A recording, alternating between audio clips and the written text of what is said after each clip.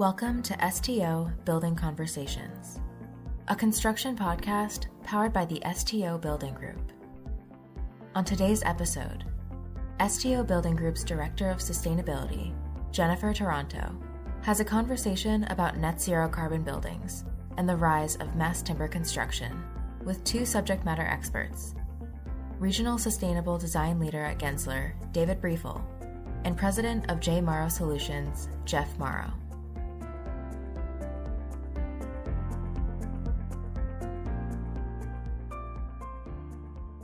Hello, I'm Jennifer Taranto. I'm the Director of Sustainability here at the STO Building Group, and today we're going to discuss sustainability trends that have been gaining ground in our industry over the last few years, specifically net zero carbon buildings and mass timber construction.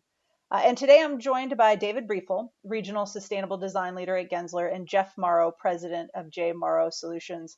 Would you mind taking a moment and just introducing yourselves a little bit more? David, why don't you go first? Sure. My name is David Briefel, and I'm a Sustainability Director at Gensler, and we are a global architecture firm, and I focus primarily as a sustainability consultant working for clients across a variety of different paths to achieve sustainability on their projects, including strategy work, analytics work, and sometimes certifications.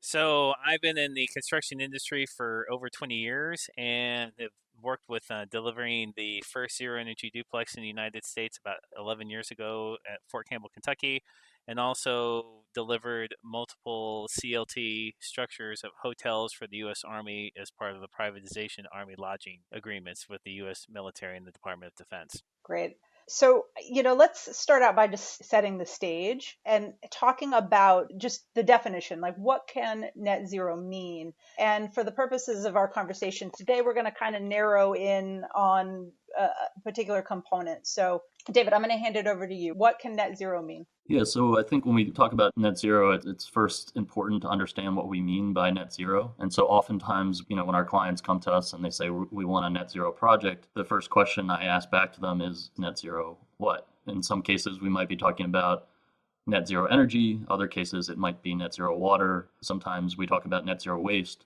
But most commonly these days, we're talking about net zero carbon. Right. Yeah, thank you. And just unpack for us a little bit about the difference between net zero energy and net zero carbon, because the two are really intertwined, but there is some fundamental differences there. Yeah, sure. So when we talk about net zero energy, primarily we're talking about how the building operates. And so we're looking at the energy use in the building or operational energy, and we're looking at ensuring that the building would be producing. In some cases, it would be entirely on-site. Sometimes it's a combination of on-site and off-site, as much energy as you would be using. And so that's where the zero comes from. There's a net zero energy use of that building. When you start to talk about carbon, you bring in many other elements that would include things like potentially the embodied carbon of the material that goes into the building and all the building materials. And you might also be talking about the energy sources, the type of fuels that you might be using that would contribute to that energy uses. And all of that gets factored into a larger definition of carbon. And obviously for the other types of net zero, waste and water, you would be talking about the same thing. So you're looking at essentially producing as much water as you would be consuming on the site. Or likewise, with waste, you would be ensuring that you're reducing the amount of waste that you're using on the site or diverting waste from landfills such that you would have a net zero waste. So net zero carbon is, a bit of a bigger nut to crack. You mentioned sort of the going back to materials even that are into the building. And we know that each one of the different fuel sources has its own carbon emissions. Some fuel sources are cleaner than others, and that can all end up contributing to the overall carbon of a building. So some other things, interestingly, that, when you read through industry publications, you see a bunch of different terminology that gets used. There, there's carbon neutral, there's climate positive, there's a series of other terminology. And I know that today we're really going to focus in on net zero carbon, but just sort of talk a little bit about some of those other terms and what they mean. Again, there's a lot of terms that are thrown out when we start talking about net zero. Sometimes people are asking for a net positive or a regenerative building. Again, those would be actually contributing more to the existing site or the existing condition than when you started with. When you're talking about carbon, you want to reduce the amount of carbon. So that's why people start to say things like negative And zero is obviously in carbon neutral or sort of synonymous in that you're sort of netting out the impact of the building. Fundamentally, though, all of these things, whether you're talking about net positive, you're talking about neutral or negative, we're trying to do better. We're trying to make a better impact. And usually when you're talking about a net zero building, you're talking about a really progressive project that's aspirational in nature and is really trying to make great strides from an environmental perspective. And so they're all fundamentally trying to do the same thing when you hear clients or you hear architects talking about achieving this type of level project. They're trying to make a big impact and reduce carbon significantly or improve the environmental impacts. So, David, when you talk about net zero, what are you seeing in the industry right now in terms of, is the focus on the embodied energy of the building, of getting the building built, or is the net carbon zero, is it being more focused on the operational efficiency and the carbon out of the output of the building once it's operational, or is it focused on both? Yeah, I mean, it's a good question. I personally have been hearing a lot more about the embodied carbon question rather than the operational carbon question. And that doesn't mean that one is more important than the other. I think operational carbon has been a hotter topic of recent because of some new advents within, and I think we'll talk about some of the technologies, including the structural implications for embodied carbon buildings. I also think there's been an increased amount of transparency and importance put on transparency around the materials, which allow us to be able to evaluate materials. And that's going to be a critical part of making good strides with embodied carbon. And I think, operational carbon and sort of the net zero energy side of the conversation have been a focus of the industry for years, and most notably the AI 2030 commitment in trying to reduce energy in the building for a long time. And code has also made great strides with operational energy.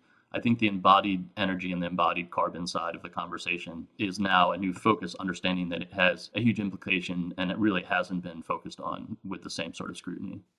Right, but Jeff, you make a really good point. When you're thinking about what the ingredients are of a net zero carbon building, embodied carbon for a new building is a big piece of that. And that's a great place where mass timber can come into play. Can you talk a little bit more about that? Sure. One of the things that we like with mass timber is that mass timber elements are typically made out of, they're made out of wood, a renewable resource, and it is a great opportunity to sequester carbon from the atmosphere. As the trees grow, they take the carbon dioxide out of the atmosphere, they convert it into the sugars and that become eventually the fibers and lignin of the tree, and that material gets stored as carbon within the tree. And then once you harvest the tree and you can start using it for different components in your buildings, one of the recent, I'm going to say, technological advances, it's been in Europe for about 25 to 30 years, and it's really starting to make some penetrations here into the North American market, and particularly the United States, is starting to use mass timber and cross-laminated timber, particularly for larger buildings, where instead of 100,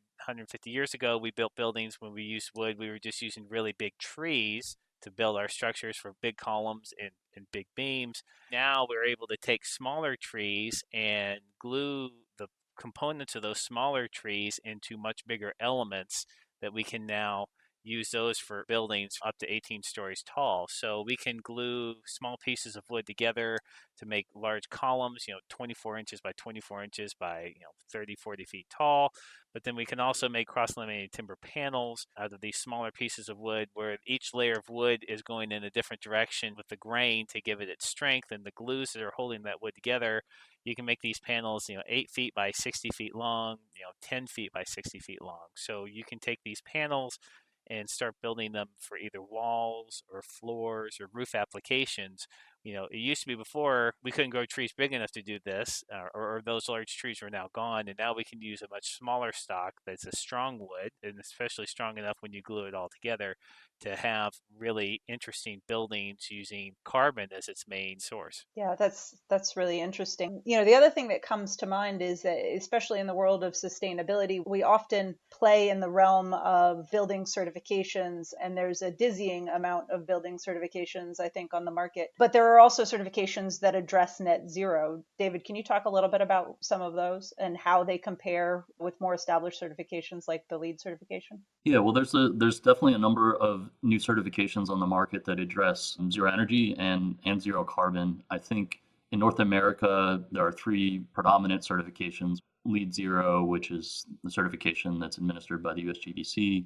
You have the Zero Carbon Building Standard, which is the Canada Green Building Council, and there is the Zero Carbon certification by the Living Future Institute, ILFI. And there are other certifications on the market. I don't want to ignore other ones. There's certainly others around the globe. But if you just take a look at those three certifications, there are some major differences between how they evaluate the criteria of what zero carbon building would be. And some of them focus in on transportation, like LEED Zero, whereas the other two certifications I mentioned don't really look and factor in transportation. So, at the moment, it is actually interesting to look across these certifications and, as you're obviously evaluating them for your projects, understand that there are some significant differences between what they use as benchmarks and how they define what constitutes a zero carbon building. Yeah, I think that's interesting. It'll be even more interesting to see over time as these net zero carbon buildings become more prolific, which one of those may rise to the top. But you don't need to have a certification in order to have a net zero building. We sort of defined it for ourselves at the beginning of the call. How do offsets fit in here? Yeah, so first, I think I'll try and address a little bit about the value of certifications and the construct of a certification, and that, obviously anyone can call their building a zero carbon building. There's no rules around that. And you potentially could have a really poor performing building that uses a ton of energy and runs entirely on fossil fuels. And to actually say that it nets out with carbon, you could purchase, like you said, a number of offsets in order to get to zero, to offset the amount of carbon that you're emitting to the atmosphere. The offsets would be the benefit of a third-party certificate that you can purchase that shows the benefit of projects that would either sequester carbon or reduce carbon from another carbon-producing activity. And so carbon offsets are typically a part of all of the definitions that are set out by these certifications, but oftentimes the certification will first limit the amount of offsets that you can use on a project, and they'll demand a certain level of energy performance before you can use those offsets. And so that way, a building that goes out and says that it's a zero carbon building, by its very nature, also has to be a high performing building from an energy standpoint. Right. So, personally, I like building certifications. I think they do sort of add that extra layer of assurance. You at least come to the table with a project or a building that has a certification with an understanding of what it means, right? Rather than having a loose definition. So I appreciate that in the world of net zero, that the same holds true. It does sound a little daunting, though, I think, when you're thinking about, how do I get a new building to net zero? You're starting with a blank slate, but then you think about an existing building that seems even more daunting.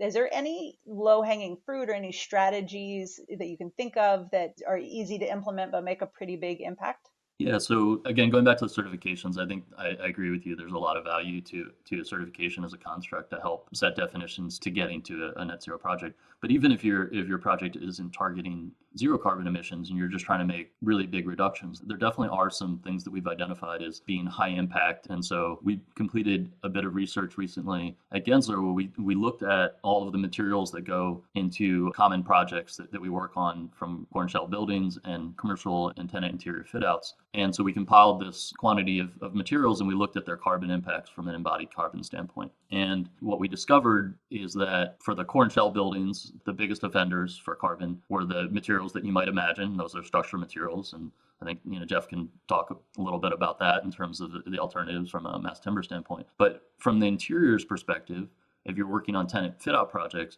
it was really interesting to see that, particularly when you look at the full life cycle or lifespan of a building, with the amount of renovations that happen, that if you look at some of the highest offending materials in terms of their impact, things like furniture, carpet, ceiling tile, office fronts, and some board and some of your wall assembly material, those end up becoming quite large and almost comparable to your big structural materials like steel and concrete when you look at the churn of a building over its lifespan. And so, if you're a designer and architect working on a tenant interior project and you're wondering if you can make a big impact, the answer is yes. And if you just want to really simplify it, you could just focus on one of those categories that I just mentioned. So you could really focus on furniture. Carpet today probably has the best information available in terms of the tenant interior materials that are available on the market.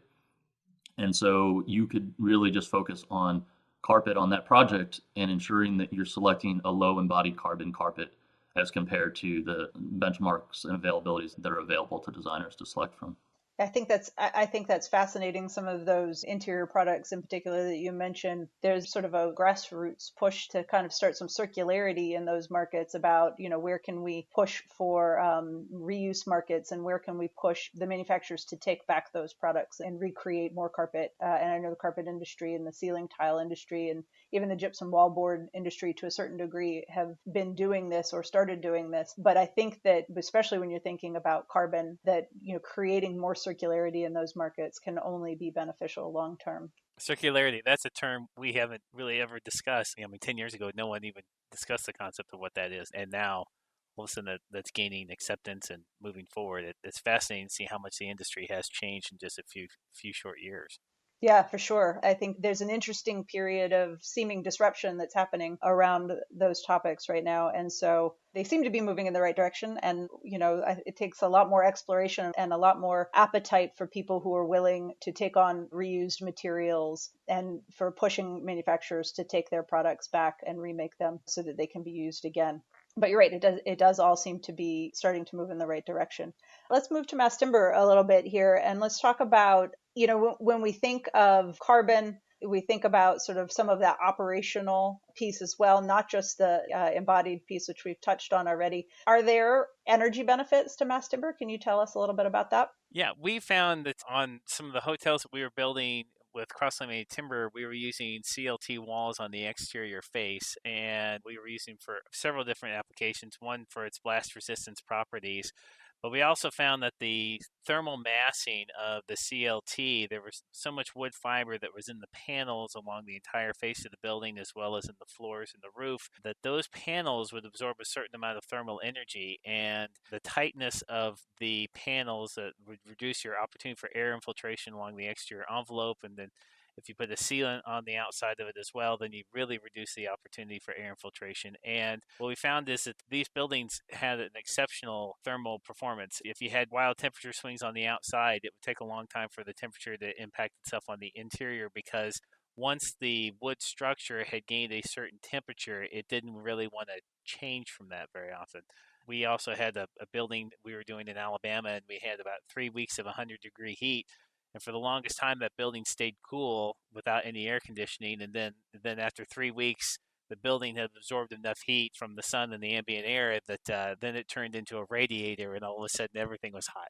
But one of the things is that it does have some exceptional thermal massing properties, and it works very well for a building envelope as well for your walls. I think the trend in the industry will be moving forward, though, is now that the building codes have started to allow for taller buildings out of timber, I think you're going to see a lot of office buildings and residential spaces where you may have a lot of, instead of CLT for the exterior curtain wall, you'll have more of a traditional glass curtain wall experience there that you typically see with steel and concrete structures. You mentioned blast performance, and I know you cited some of your experience at the beginning related to your work on some structures for the US government. But this also dovetails pretty well with resilience, right? So if it proves to be blast resilient, it would tend to be more resilient to severe weather events as well, right? Yeah, Clemson University and Texas Tech both did some studies where they would take some 2x4s and shoot them out of a cannon at 110 miles an hour into CLT wall panels to see what would happen. They thought maybe they could make for a good resilient storm shelter or the like. And what we found is on a 3-inch CLT wall panel, a 2x4 coming out of the cannon at 100 miles an hour, it gets stuck into the wall but wouldn't penetrate all the way through the wall. That the wall was exceptionally strong, it didn't break, and it would hold up very well for a tornado event where you have lots of objects flying at very high velocities. And then for our blast resistance, we also found that those buildings with CLT, they can definitely take a beating from a blast. They perform closest to concrete compared to any other material besides concrete. Reinforced concrete is above all the strongest for blast performance, but mass timber works very well, far better than conventional CMU or brick veneers or metal stud or steel construction. That works very, very well. So in buildings where you might have to have a blast resistance performance requirement, you can do that very well with mass timber. So let's talk about where you source mass timber materials from. And I just want to sort of highlight in one of our previous discussions that you reframed this for me in a way that was unexpected, because I was sort of lamenting about getting materials from Europe for a project in the Northeast instead of getting it from Canada, for example. But let's unpack that a little bit more, local, foreign, domestic, what's the best play to keep carbon low? I think the most important thing to help keep the carbon footprint low is just to, utilize mass timber where you're sequestering the carbon. But if you're worried about the transportation logistics, that will vary depending on where you are in the country and where you need the product and where the product is coming from. North America is covered with lots of forests in different parts of the continent. And Europe also has a substantial amount of forests there as well.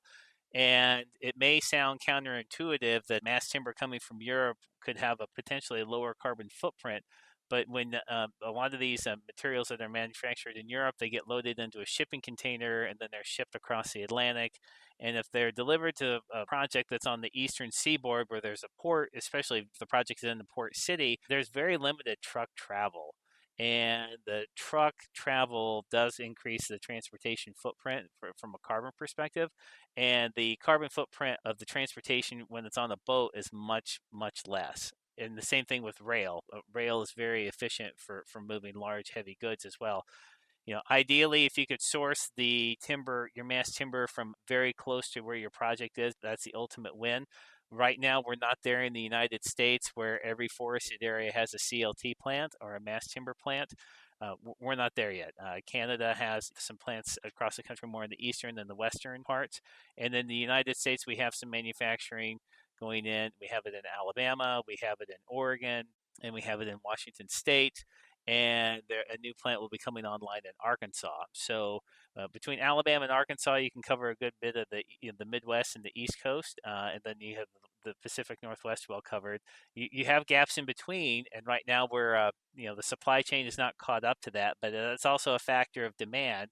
That if you have enough demand for those products in that area, you could justify the investment in the plant and start tapping into that local forest fiber source. But right now this is an organic growth for that. Right. And with that demand too, in the creation of additional plants, you can see that it might reduce schedule impacts too, right? So if you're trying to source the materials from further away, you're going to have greater schedule impacts to get that material. Is that right? That is correct. That's a good point. So anytime you're ordering material from Europe, you have to budget in the freight time for the shipping to get across the ocean, which could, add anywhere from 3 to 5 weeks to that. Whereas if you order any material that's harvested and assembled in the United States, you're talking 3-4 days drive max, no matter where you are across the country. Right.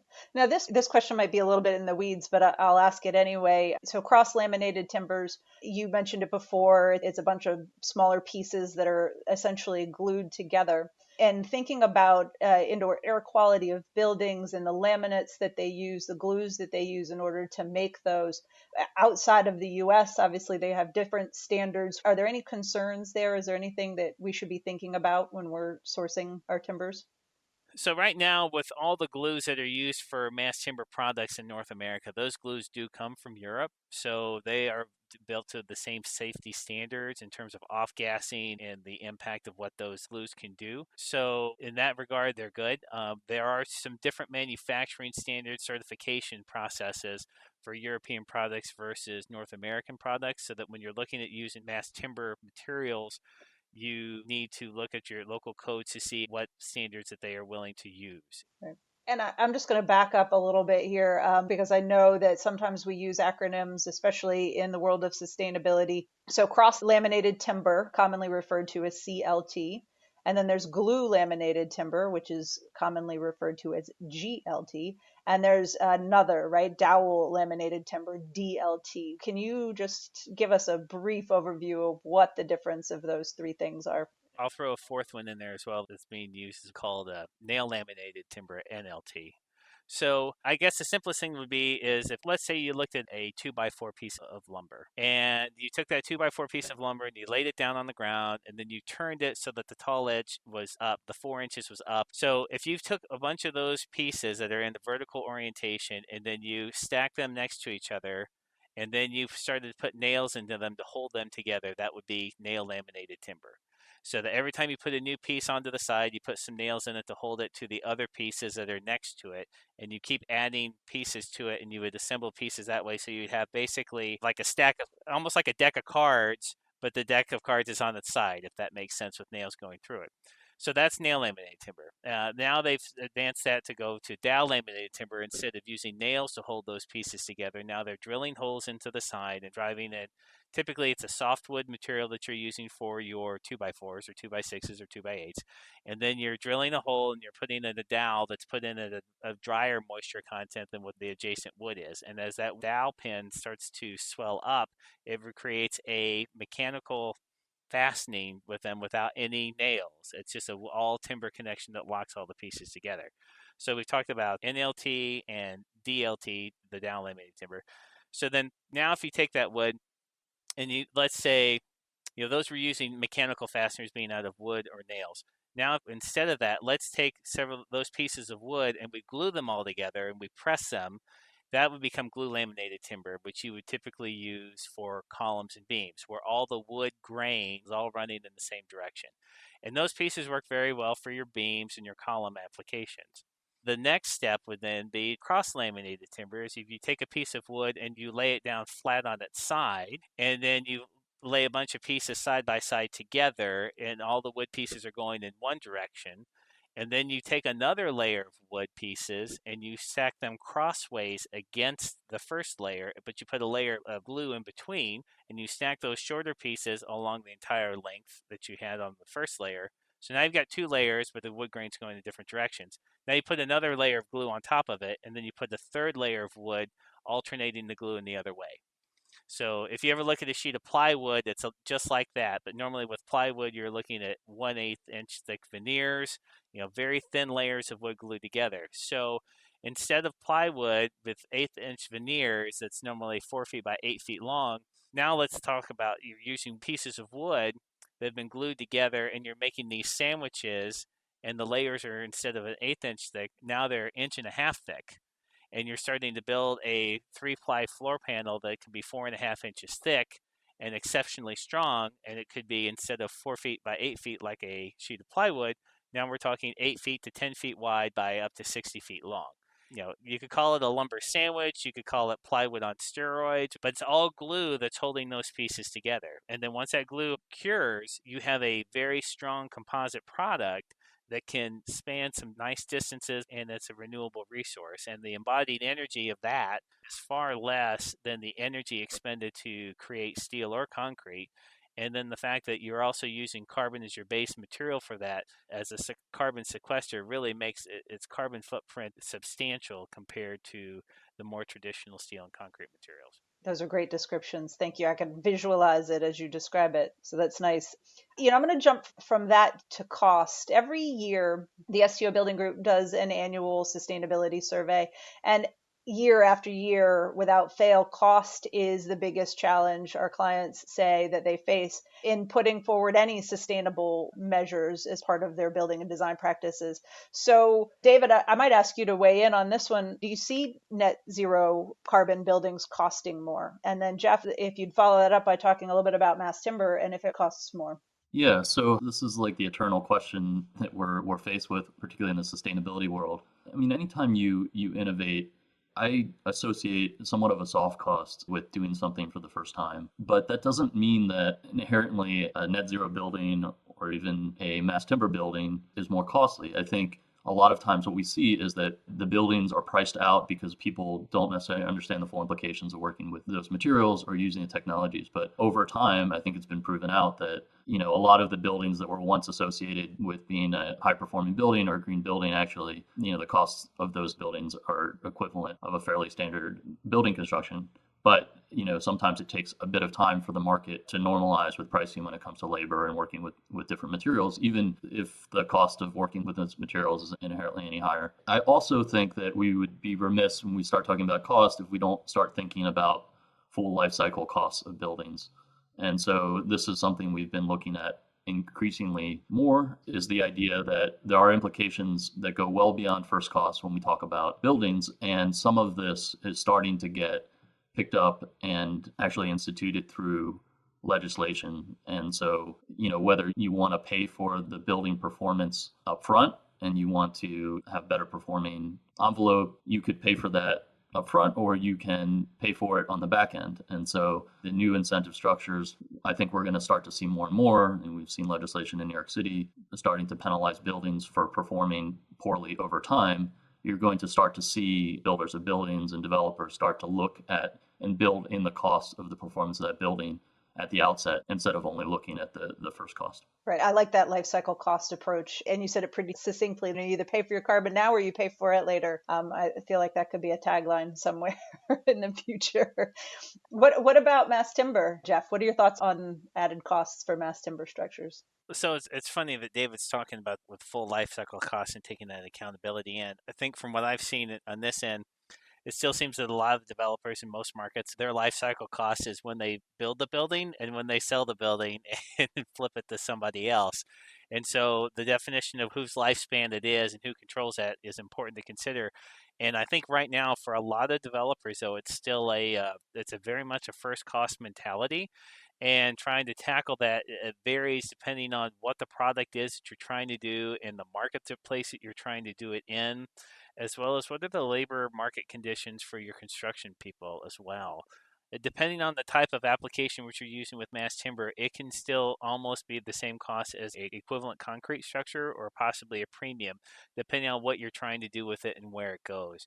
I think that in large construction markets that could be very high carpenter scales where you have to have a lot of workers that it takes to build a concrete building, and if a carpenter is making $75 to $100 an hour, those mass timber buildings are typically assembled with fewer people, where the material cost of the mass timber may be more than concrete, but the amount of labor that it takes to build that building could be offset significantly. So in high labor cost markets, mass timber, I think, presents a very powerful argument against first cost, but in low labor cost markets, that may not be the case. And so I think the New Yorks and the San Franciscos and the LAs and Chicagos, where you have very high labor costs, I think mass timber can prepare a very compelling argument.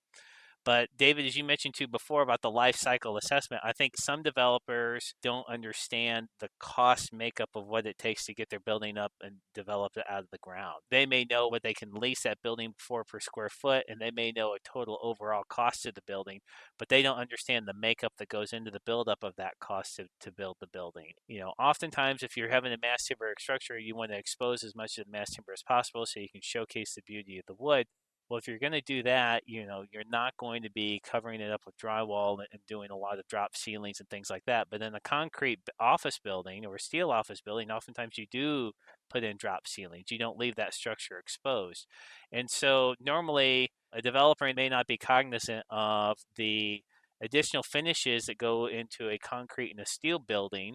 And so sometimes when you're looking at the big picture, a developer needs to look at the total overall cost and the buildup to understand those nuances, and that, if they don't have to pay for the finishes, then maybe they can put a little bit more into the structure, since the structure is more of a finish itself.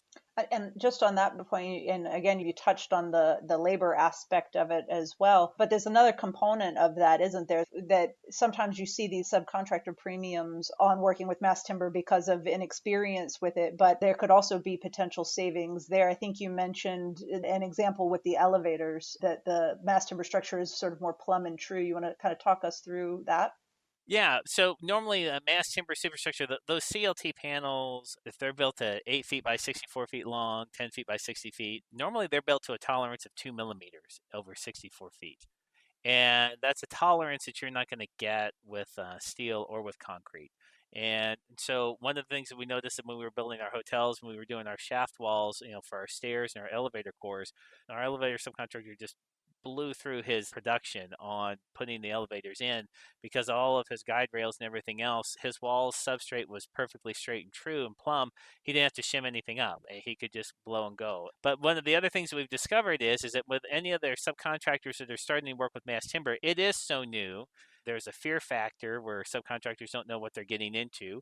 As this gains more acceptance and traction, subcontractors will know what they're getting into, and that they can start to price it with more stability and accuracy.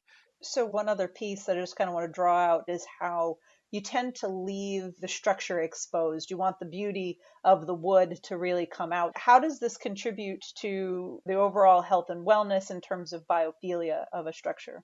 Yeah, well, there's certainly a number of studies out there that have shown the positive impacts of access to natural materials and nature with health impacts. People tend to gravitate towards nature and natural elements. I have a reaction when I walk into a building that has, a lot of timber elements. I think we can all relate to that feeling that it's just there's something warm about it. These are slightly harder to measure in isolation in terms of their individual health impacts, but we do know that they are there and they do exist. The other part of this is that there's also a perception that people have when they're in a timber building that this is a building that's focused on environmental themes and features. And I think that the value of that we probably still need to see, and it'll play out. Leasing gets involved and decides that there's value associated with this type of building. We've certainly seen a lot of interest from our clients in just the aesthetic of a timber frame building. Yeah, FP Innovations in Canada did a research study about, I think, 7 or 8 years ago, where it talked about the human effects of being in wood, where they had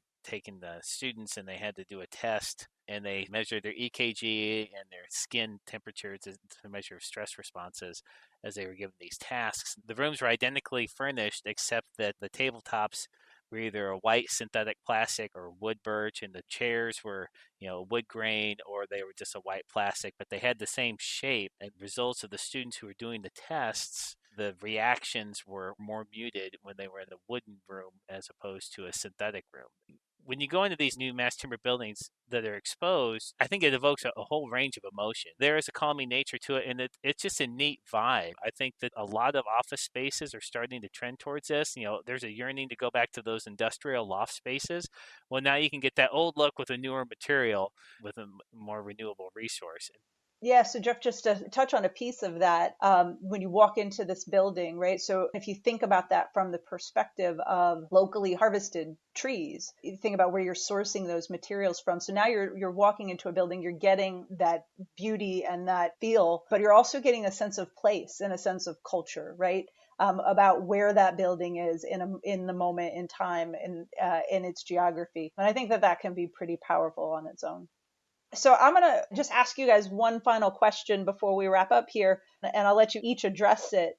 David, from your perspective, these trends, net zero carbon and mass timber buildings, where are they going in the future? And is there anything in particular that we need to be doing to help them continue to grow in our industry? Yeah, I mean, in terms of net zero buildings, I think it's the future. I think it's the present. Obviously the science has been pretty clear. It's been clear for a little while that we have to do something about carbon in a serious way, and we know the built environment plays a big part in that, certainly in the structural elements that Jeff's been talking about. Finding alternatives, or in some cases lower concrete mixes, are going to be a big part of that. I think that inevitably, because there is so much focus on this, and because with good reason, there's some alarm around our building practice and how we respond to it, that there is also a heightened focus in terms of legislation that is coming, particularly as we see some of the changes, even with the new administration in the United States and some of the policies that have been put forward in Europe and around the world.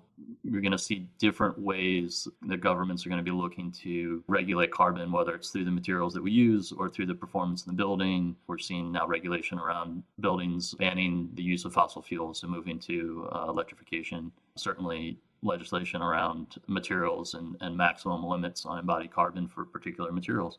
So this is coming and will have to be a regular part of our vocabulary. And I think it's going to be really important for all of us to get educated. So I think this podcast plays a role in this. But all people who are invested in, sustainable future and future generations play a part. And there are plenty of things to do, whether you're specifying carpet or you're building a mass timber structure, or you're just teaching people about the definition of embodied carbon. I think it's going to involve all hands on deck.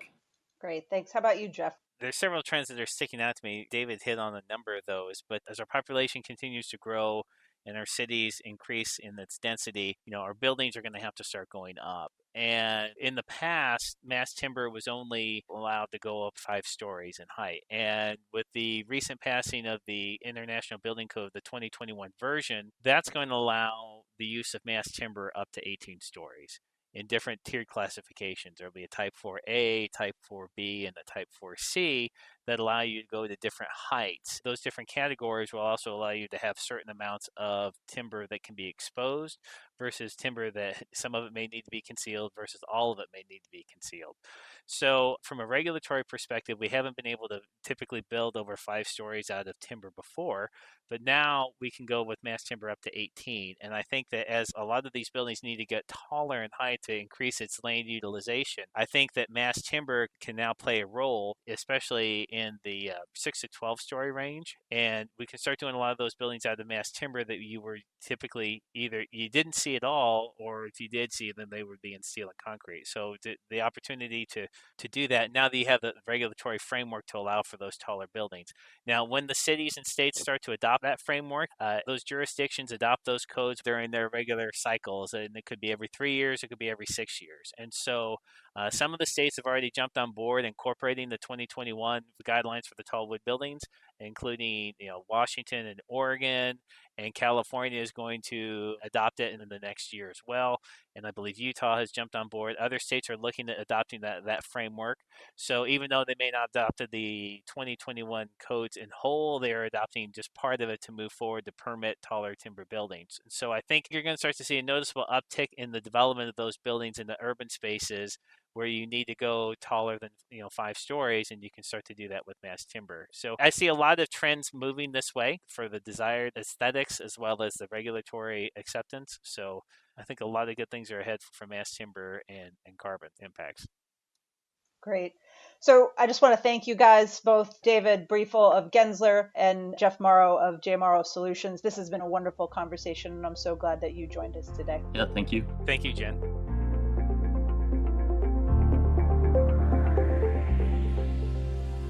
Thanks for listening to STO Building Conversations.